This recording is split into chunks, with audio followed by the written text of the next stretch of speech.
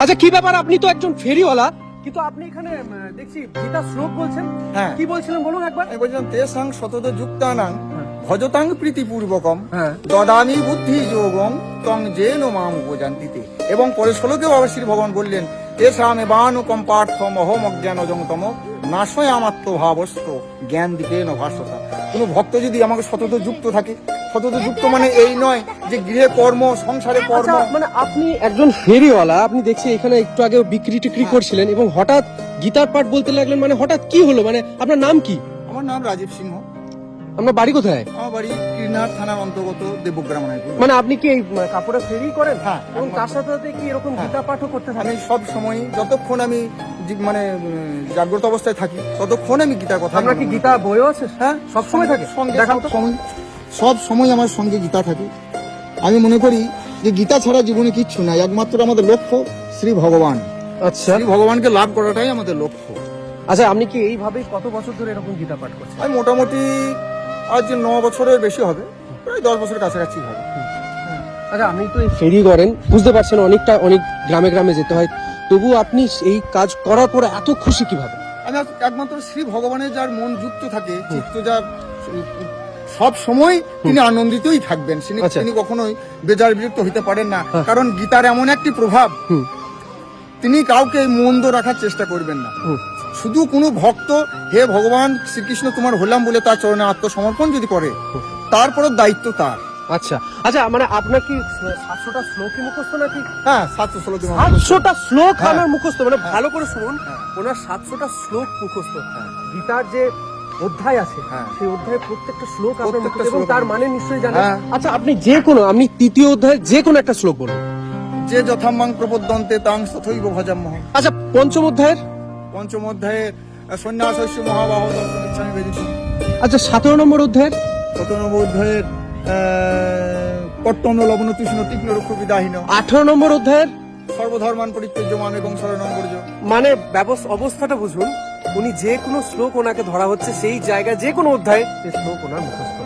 আর এদিকে উনি কাপড়ের ফেরিওয়ালা। দেখতে পাচ্ছেন আজকে একটা গ্রামে এসেছি, যে গ্রামটার নাম হচ্ছে গিয়ে ঘুমাই, এবং সেই গ্রামে এসে ওনাকে হঠাৎ দেখতে পাচ্ছি উনি কাপড়ের ফেরি করছেন। এবং সব থেকে বড় ব্যাপার, ওনার গাড়িতেও যদি দেখেন সেখানে।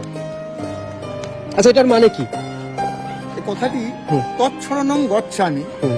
এই কথাটি সন্ধি যুক্ত করে লেখা হয়েছে। আচ্ছা। কারণ সংস্কৃতর এমন কোনো আইন নেই সন্ধি কেটে লেখা। আচ্ছা। কথাটি কিন্তু তৎসরণং, আচ্ছা। তৎ মানে সেই মানে এখানে পরমের কথা বলা হয়েছে, শ্রী ভগবান শ্রীকৃষ্ণ। আচ্ছা, আপনি তৎসরণং, সেই তৎসরণ মানে সেই শরণ, তার শরণাপন্ন আমি হয়েছি। আচ্ছা, এবং এই গাড়িতেও এটাই আপনি লিখেছেন। আচ্ছা, মানে সংস্কৃতে আমরা কি পড়া হয়েছে নাকি? সংস্কৃত আমার এমনি শিক্ষা দীক্ষা খুবই কম, সত্যি কথা বলতে গেলে শিক্ষা দীক্ষা এমন কিছু মানে বেশি নয়। শিক্ষা দিতে আপনার যে শিক্ষা আছে, সত্যি কথা বলতে গেলে যারা এমএ বিএড পিএইচডি আছে, সেই শিক্ষা মনে হয় আরো অন্য মানুষের থাকতে পারে না। তা নয়, আমার একটা দাদু আছেন, হ্যাঁ, হ্যাঁ। সেই দাদু গুরুটার বয়স 100 ওভার হয়ে গেল। আচ্ছা। ওনার সঙ্গে আমি সঙ্গ করি একমাত্র সন্ধ্যেবেলায় হরিনাম করার পর, গুরুনাম করার পর। আচ্ছা, মানে এই কাজকর্ম করে বাড়ি গিয়ে আপনি আবার হরিনামও করেন? হ্যাঁ।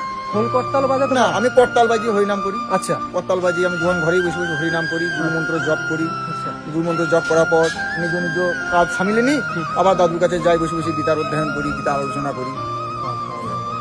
তা সব সময়। আপনার একবারে মানে বিছানায় বসে বাসি মুখ থেকে আরম্ভ যে পয়া হৃষিকেশ হৃদি স্থিতেন যথা নিযুক্তস্মি তথা করমি। আচ্ছা, আপনি কি এই যে আপনি গীতা পাঠ তো বললেন, আপনি কি ভাগবত? ভাগবতেরও কিছু কিছু আমি সমস্ত না জানি বললেই ভুল হবে, সমস্ত পাঠ করেন? হ্যাঁ, সমস্ত আমি পাঠ করি না, মানে কিছুটা আমার বাংলা দখল কিছুটা আছে। আচ্ছা, আপনি কি বেদও পড়েছেন? না, বেদ পড়ার ইচ্ছা আছে নিশ্চয়ই? বেদ আর পড়ি নাই আমি।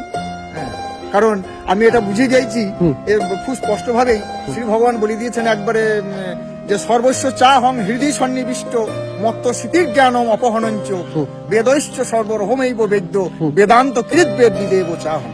আচ্ছা এটা আমি ভালোভাবে বুঝে আচ্ছা, গেছি। এটার মানেটা যদি আমাদের শ্রী দর্শক। ভগবান বেদতা, বেদের আচার্য রূপে বেদের অর্থ প্রকাশক, এবং ওই বেদ শ্রী ভগবানকে খুঁজে বেড়াচ্ছে। আচ্ছা একমাত্র। আচ্ছা, তাও আপনার নাম্বারটা যদি বলেন, কোনো মানুষ যদি যোগাযোগ করতে চান আপনার? করতে পারেন 7059580471। ভালো থাকবেন, সুস্থ থাকবেন এবং এইভাবে হ্যাঁ। মানুষের কাছে গীতার প্রচার করবেন। এবং আপনারা যারা আমার যারা লক্ষ্য সেটাই। যারা ভিডিওটা দেখছেন, এনার সাথে যদি থাকতে চান, এনার পাশে যদি থাকতে চান, অবশ্যই আপনারা ফোনও করতে পারেন। আর তাছাড়া আপনারা এই ভিডিওতে আপনারা দেখতে পেলেন যে উনি কোন গ্রামে আছেন। উনি কিন্নাহারের কাছে দেবগ্রামে একটি গ্রাম আছে, সেই গ্রাম থেকে উনি এসেছেন এবং আজকে ঘুমায় এই গ্রামে উনি ফেরি করতে এসেছেন। এইভাবে উনি ফেরি কত বছর ফেরি করছেন? এখন আমার 13 বছর। 13 বছর এরকম ফেরি করছেন। আর গীতা ক বছর ধরে করছেন? এটা মোটামুটি 9 বছর। 9 বছর। হ্যাঁ, 9 বছরই ধরলি। আর বাড়িতে কে কে আছে আপনার? বাড়িতে আমার মা আছে, আমার বাবা আছেন, আমার স্ত্রী, আমার 2 কন্যা। একটি ক্লাস 8-এ পড়ে, একটি ক্লাস 3 হবে এবছর। হুম।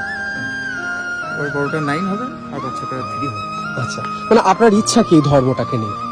আমার ইচ্ছাটা হচ্ছে এই ধর্মটাকে প্রতিষ্ঠা করা। আচ্ছা, ধর্মের মুখোশ নিলেই শুধু ধর্ম হয় না, ধর্মটাকে আচরণ করতে হয়। আমি আচরণ করব না, আমি মদ খেয়ে ড্রেনে পড়ে থাকবো আর আপনাকে বলবো এই খেল না, এই করুন।